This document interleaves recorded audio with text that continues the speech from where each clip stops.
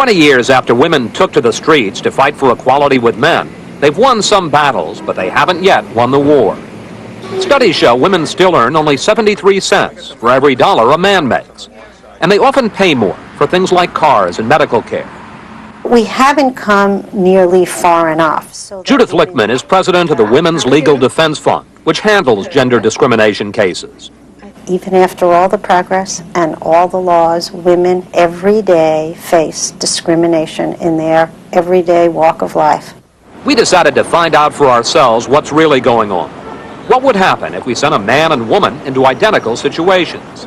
So we hired Chris Williams and Julie Gilchrist, two professional testers who spent years in Chicago exploring racial discrimination. Julie and Chris are both in their late 20s, both graduates of the University of Wisconsin, and both not certain our experiment will work. I'm pretty skeptical that we'll be able to pick up, at least on film, some of the subtleties of gender discrimination. I'm not sure exactly if we're going to find any clear-cut discrimination, but we may see patterns.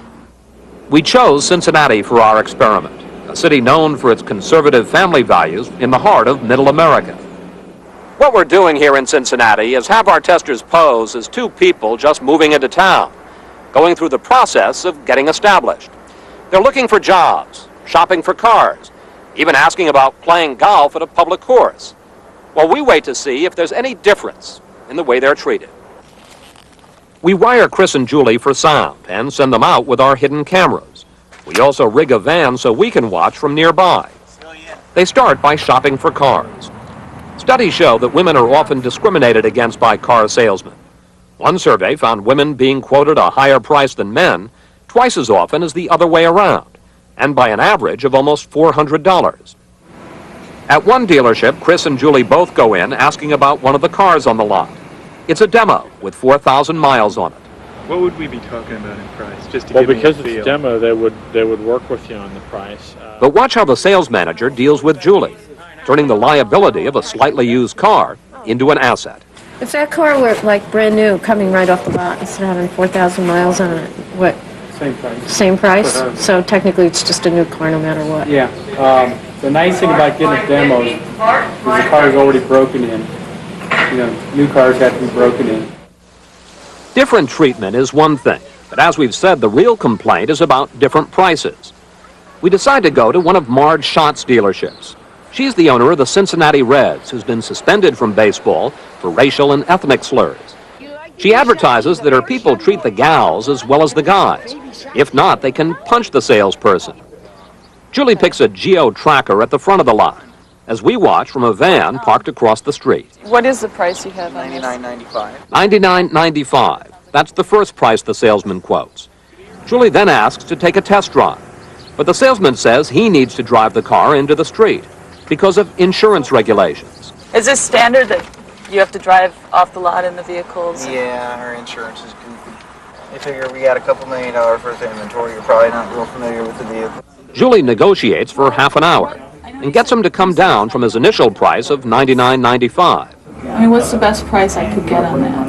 Oh, yeah. From you? I mean, I'm gonna... I mean, like, how low can I go down to? 8s? I'd say 4 on the... No? You know, because I have somebody that's interested in Get on 94.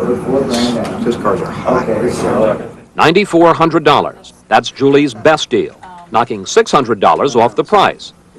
Now it's Chris's turn. Watch the salesman's first offer to him. 92, 93.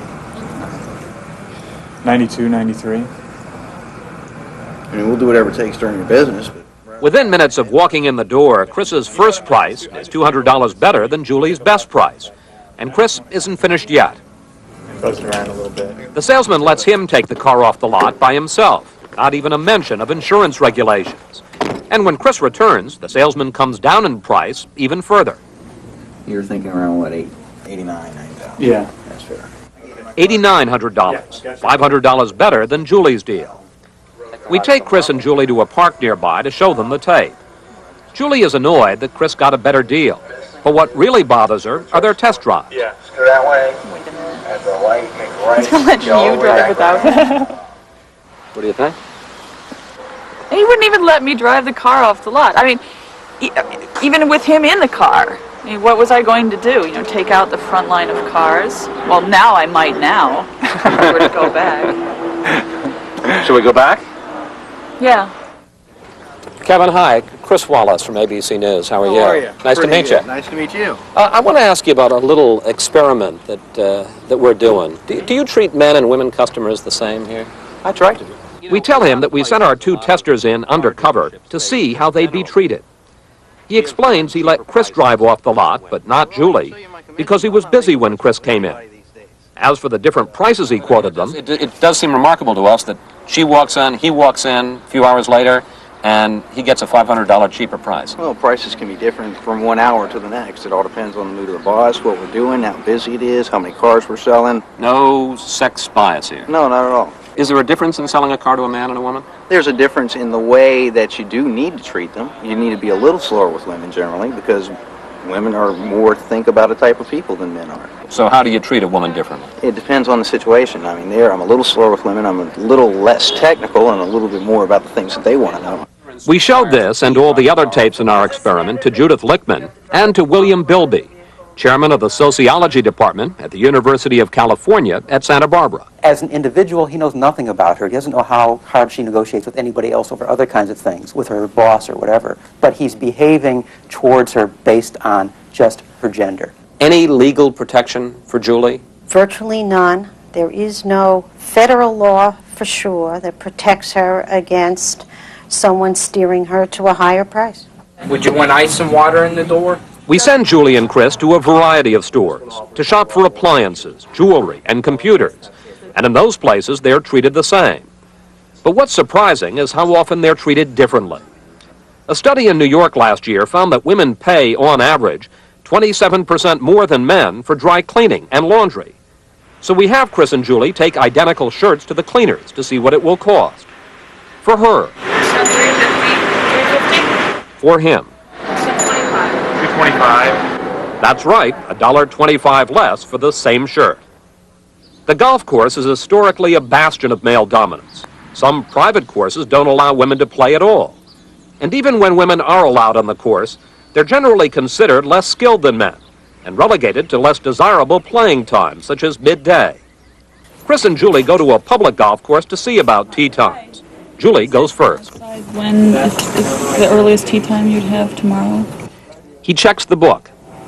I can get it to some 11:40. 11:40? And Friday would be? Friday we're booked. You're booked, okay. Moments later, Chris goes in and asks for the earliest time. Tomorrow we've got a few openings. How many people are you going to have? Just 2. We've got a 9:35. 9:35, 2 hours earlier than Julie. Then he asks about Friday. Remember, the clerk in the background told Julie she can't get on the course at all that day. Friday's filled down to 410. Down to 410. But as he keeps looking, Well, we have a 7:30 Friday morning. There's a twosome opening. Chris gets 2 tea times when Julie can't get any. Later, we show the videotape to our testers. That day, as you had the experience, what did you think? I came out and Julie came with a 2-way radio and said, well, how'd it go? And I said, well, I've got an early tea time tomorrow. And she was appalled. There was a silence on the radio. And she said, I can't believe it. I couldn't even get in. It's just illogical. It was absurd to me that I was not allowed to golf at this golf course, and for no other reason than that I'm a woman.